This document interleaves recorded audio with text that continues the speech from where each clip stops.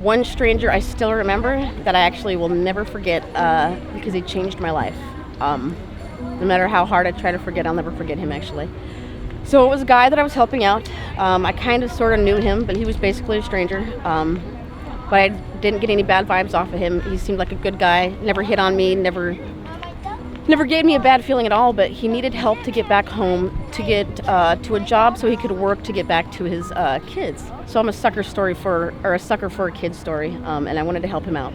So I said, well, I'm not working right now. I have the time, I have the money, I have the vehicle, I have family in Texas. How about I just drive you? And so I decided to drive him. We decided to drive the trip to Texas. He was driving when we got to Billings, and all of a sudden he changed. I mean, the look in his eyes was different. Even like he looked evil. He didn't look like him anymore. And he started to hit me in the head and shoulders, and he was trying to bash my head off the dash of the car, but I was actually in really good shape at the time because I was the lead installer for Green Energy Solutions. So I had a real big upper body. I worked in attics, so I was able to stop myself from him hitting my head. And I'm laughing there because I was ornery and fiery, and I wasn't going to let him do whatever he was going to do easily. So every step of the way, for the 2.5 days that he had me, I fought him. I paid for everything that I did, but at the same time, every time I pissed him off or hurt him or just one of his things, it was a victory for me. It kept me going. I'd given up. The second night, I'd given up pretty much. I was curled up in the passenger seat in kind of a ball because he'd been hitting me again in the back of the head and on the shoulders and on the back and everything. So I was just kind of curled up crying, giving up, just waiting for it to end. He said that he was going to take me up to the mountains, kick the shit out of me, and kick me off the mountain. And so I'm thinking, okay, I'm going to die now, great. But I'm thinking I'm going to take him with me. He's not going to be able to do this to anybody else. He's going to pay for what he's done to me. So I was like, okay, fine, this is going to happen. Hopefully I can try to do something when I get there. But then I started thinking, my dad's going to have to identify my body.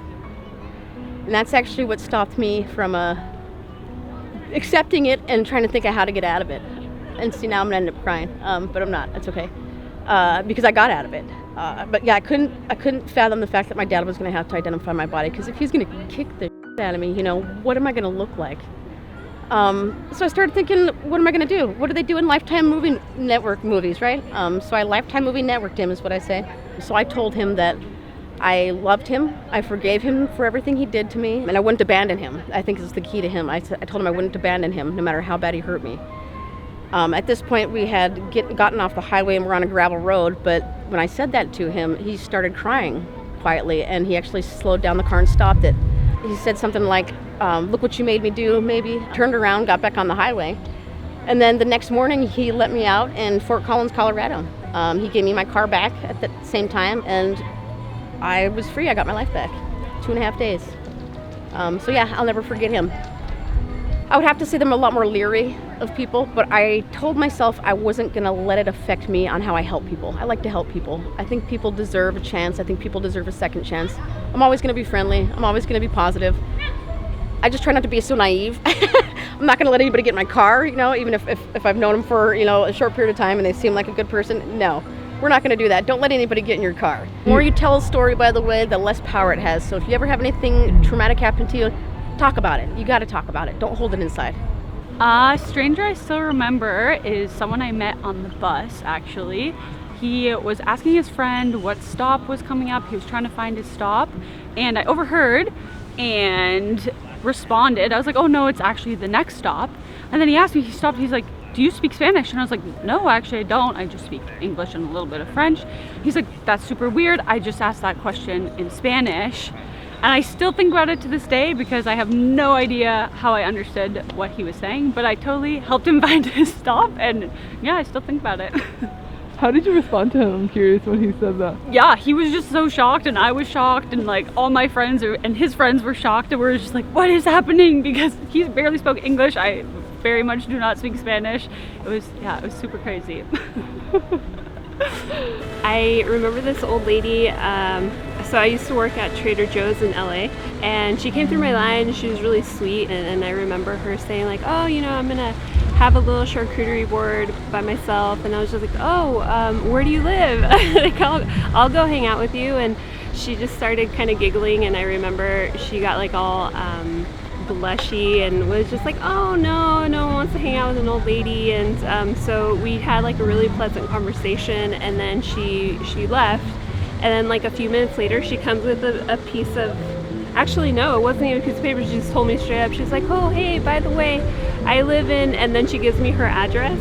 And she's like, if you want to come anytime before 6, I would very much appreciate it. And I just remember being like, oh my God, like, yes, please. But I didn't have a pen and paper, so I didn't remember the address. And then I never saw her again.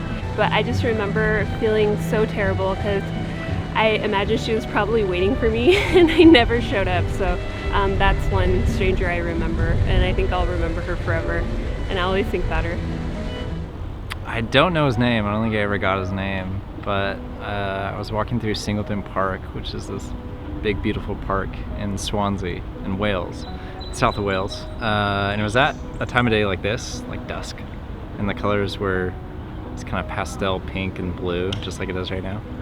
And this guy, he's just in this tweed coat, and he's riding his bike, and he had a look on his face that was just so content and happy just to be riding his bike through a park in his tweed coat. And then I saw him in the library, and he was a librarian, and I had a brief interaction with him, asked him where a reference book was, he told me, and it was just very in keeping with his kind of pleasant, content demeanor. And that just stayed with me, that sense of contentment that he seemed to just exude. I think that some people just have like inherent, goodness to them. There's like this quality that comes through in their affectation and their interactions that, some person, a stranger that you can meet in 5 minutes and know that you could trust, leaving your kids with them kind of person. And he seemed to be of that ilk. I was in New York City, and I think I was moving in, and I had like a big box of all kinds of stuff. I went to like Office Depot or something, and I was carrying this box, and it was like summer and it was hot, and this man on the street, he told me I was too pretty to be carrying that box. And I was like, he's so right. Like when I'm carrying a box, I just think about him and how he wouldn't want me to be doing that.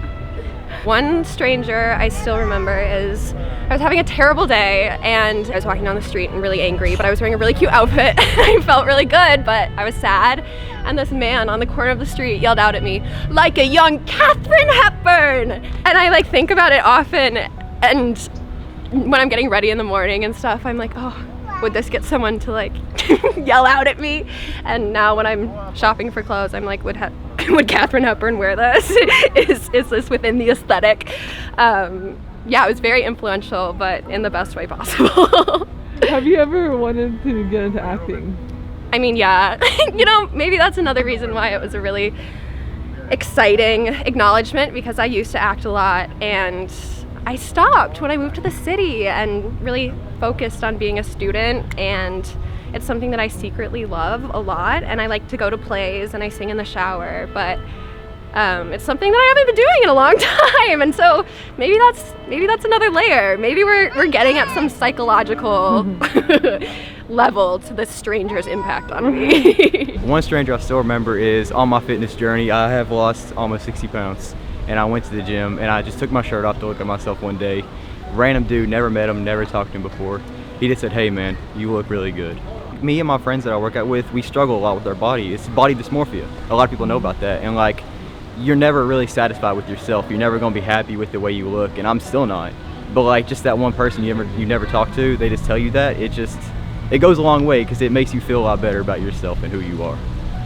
It was the first time I felt like pretty in my life. This guy came up to me and said, you have a very like curious look to your face, and I had no idea what that meant, but I thought that was a really cool way to like compliment someone. It was the first time I've been complimented other than like physical, like your general physical looks, because I've always wanted to be someone who asks a lot of questions and sees the world in a different way, and I thought that curious is a good way to say that, because I am a very curious person, and it was cool that I portrayed that to someone else and someone picked up on that. So there was this one time I was at a gymnastics meet, and I was like 9 years old, and I was walking by this stranger, and I said to him, oh, I'm sorry, like I need to pass through, I'm sorry.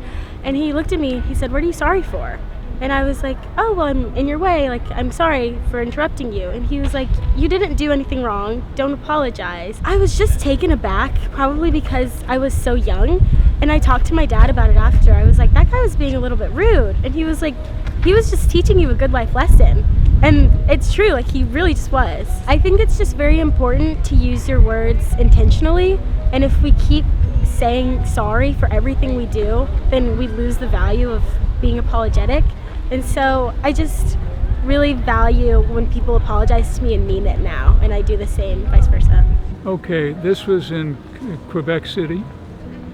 And there were some tourists, beautiful day like today. And a lovely family, a husband, wife, and young child from China. This is like their first trip out of China. And so he came up to me, "Can I take a photo?" he said. And I said, "Certainly, I'll take a photo of you and your wife." He said, no, I want a photo of you and my wife."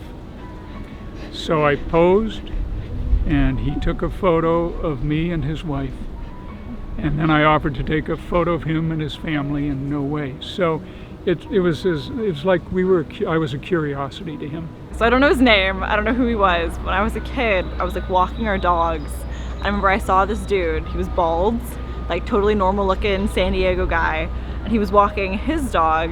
And I remember thinking, isn't it so funny how you see all these people in your life that you don't remember? And then you forget them. And I have remembered that dude forever because of that thought. Told you it wasn't a good story. It's like such a lame story. But literally I think about that all the time. Like just how you see all these people, you never remember them. But I remember this one bald dude walking his German Shepherd by the park where I grew up. And that's my stranger. There's this cartoon character named Uncle Ruckus on the Boondocks. And I was at the Euclid trolley station down here, and I seen this person with the little eye, and he looked just like him with the braids. That's where I knew characters is real, cause like I just knew it was the sense of the story is real life. You know what I mean? It was crazy. You think it was him in real life? It had to be him. Hey, nah, cause he was mean too. He was yelling. I was just thinking like, wow, that's crazy. You know what I mean?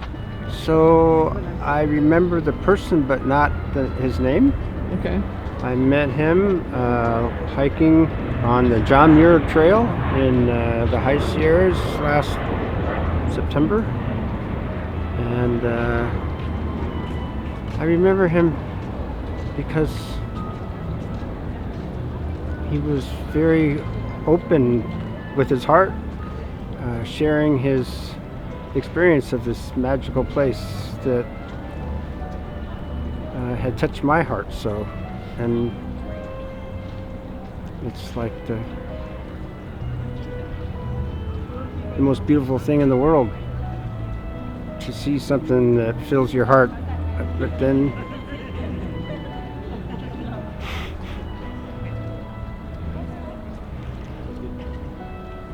you had no one to share it with. And he shared it with me. I'll never forget, and I'll always be glad for that.